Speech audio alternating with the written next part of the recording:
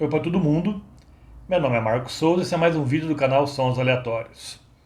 Hoje eu vou falar aqui de um verdadeiro pioneiro. Quando a gente fala em pioneiro, a gente às vezes exagera muito, a pessoa tem o pioneirismo, o artista tem o pioneirismo, mas nem tanto, mas esse aqui sim. Esse aqui já estudava e mexia com música eletrônica na virada da década de 50 para de 60. Então esse realmente foi um pioneiro da música eletrônica.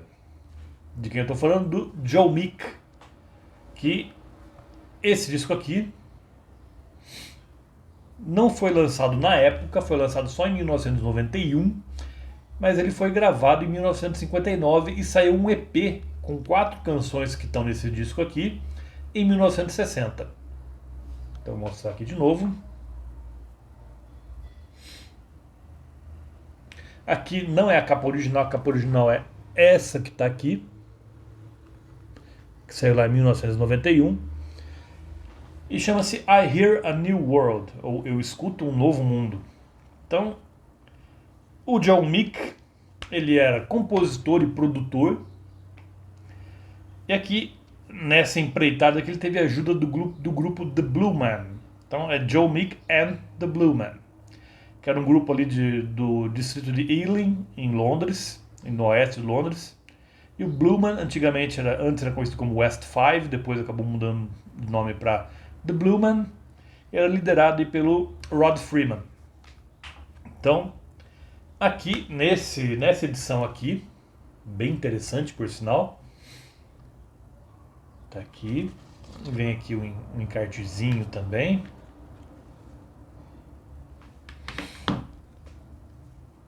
Um encarte em forma de pôster aqui. Aqui era do The Blue Man, nessa foto aqui. Vejam só. Então, o Joe Meek, ele produzia e também compunha canções para diversos grupos britânicos ali.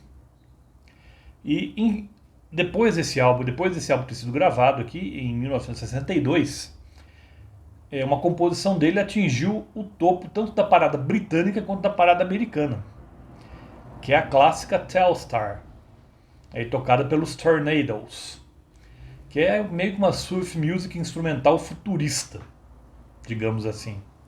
Mas voltando aqui a esse álbum, então como eu falei, ele foi gravado em 1959 e um EP foi lançado em 1960 com apenas 4 canções, mas a ideia inicial era lançar as 12 canções desse álbum aqui em 1960.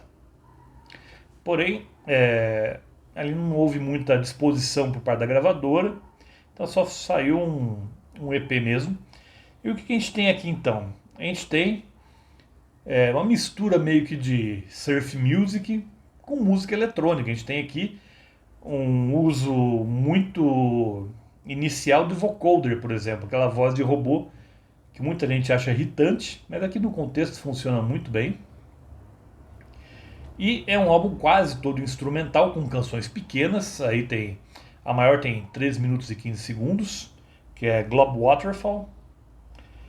Então, e só a primeira canção tem letra, que é cantada, que é I Hear a New World, a faixa título. Depois, todas as outras aqui, tem Orbit Around the Moon, tem esse tema de ficção científica. E temos que lembrar que quando esse álbum foi gravado, em 1959, nem Yuri Gagarin tinha saído da Terra ainda. Depois, ele menciona aqui, não fica muito claro porque não tem nada assim, não tem um texto acompanhando assim, mas parece que ele está falando aqui de um universo com, ele menciona que 3 raças de alienígenas. Assim, os Globots, que é o que se refere à terceira canção, Entry of the Globots. Depois assim, os Dripcots, como tem a quinta canção aqui, a March of the Dripcots. E os Sarus, tem 2 canções que falam dos Sarus aqui. A sexta, Love Dance of the Sarus, e a nona, Valley of the Sarus. E para algumas pessoas que já não estão muito acostumadas com os primórdios da música eletrônica, parece até meio bobo aqui. Essas vozes de robô aqui meio... Parece aqueles Alvin e os Chipmunks em alguns pontos aqui. Mas pra época fazia todo sentido. E algumas canções, como o caso de Globe Waterfall, que é a mais longa aqui do disco, ela até tem um início ali meio sombrio, meio macabro. Certo? Temos outras grandes canções como Magnetic Field também, Valley of No Return. E esses três seres alienígenas aqui, os Globots, os Dripcots e os Sarus, me fez lembrar de certa forma, apesar de não ter nada a ver, não tem relação nenhuma, mas me fez lembrar de certa forma dos Cronópios, dos Famas e das Esperanças, que são personagens aí de vários contos do Julio Cortázar, o famoso escritor argentino. Eu senti uma certa conexão ali entre eles.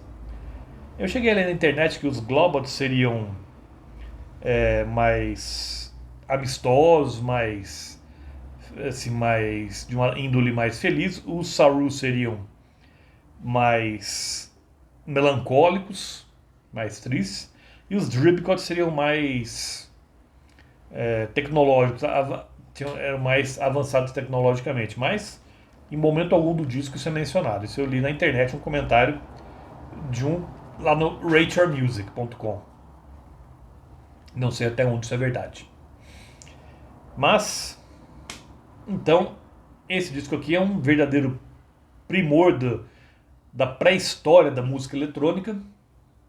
Ele, se você tiver na vibe certa, você escuta com muito prazer isso aqui.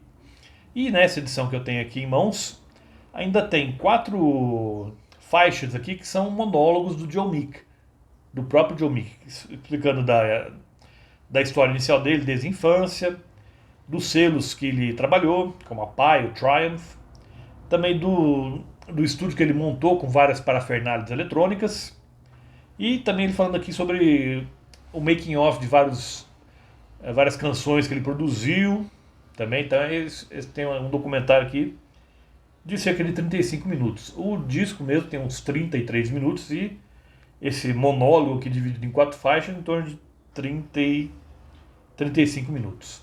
E ainda tem, para quem hoje em dia ninguém usa mais, né? Mas se colocar num CD-ROM, para ver como é que a gente está ficando velho, aparece uma faixa de vídeo de menos de 2 minutos, onde aparece primeiro o Sir Joseph Lockwood, que foi na década de 50 e 60 o grande chefão da EMI, a maior gravadora britânica, uma das maiores do mundo. E também aparece o próprio Joe Meek aqui, falando um pouco sobre produção, sobre os equipamentos que ele usava também. É um vídeo curto, mas é interessante. E o Joe Meek, na verdade era George Robert Meek o nome dele, mas ficou conhecido como Joe Meek. Ele ajudou vários medalhões da música britânica, que se tornariam depois medalhões da música britânica, início de carreira. Um exemplo é o Ritchie Blackmore, do Deep Purple. Ele, bem no início de carreira, lá nos 62, 63, 64, ele era meio que um protegido do Joe Meek. E também o Joe Meek, apesar de ter todo esse talento, que ele ter toda essa primazia aqui, ele era uma pessoa bem difícil. Ele era uma pessoa que sofria de transtorno bipolar, desenvolveu esquizofrenia ao longo dos anos. Ele também era homossexual numa época em que isso era crime no Reino Unido. Por mais que pareça absurdo, mas a homossexualidade só deixou de ser crime na Inglaterra e no país de Gales em 1967, que foi o ano que ele morreu. E pior ainda, na Escócia só em 1980 e na Irlanda do Norte só em 1982. Vejam que absurdo. E o John Meek, por isso ele tinha muito medo de ser preso, de ser chantageado principalmente por pessoas de má índole por causa da orientação sexual dele. E também ele sofreu um grande revés ali em 1963, que em 62 foi lançada a Telstar, como eu falei, a música dos Tornadoes, a qual ele produziu e ele era o compositor, que alcançou, como eu falei, o primeiro lugar tanto da parada britânica quanto da parada americana. Só que no ano seguinte, 1963, um compositor francês chamado Jean Ledoux acusou Joe Meek de plágio, que Telstar teria supostamente plagiado a canção Marcha de Austerlitz, que ele compôs para um filme em 1960 chamado Austerlitz. Só que na época esse filme só foi aparecer na Inglaterra em 65. Então o Joe Meek na verdade não plagiou.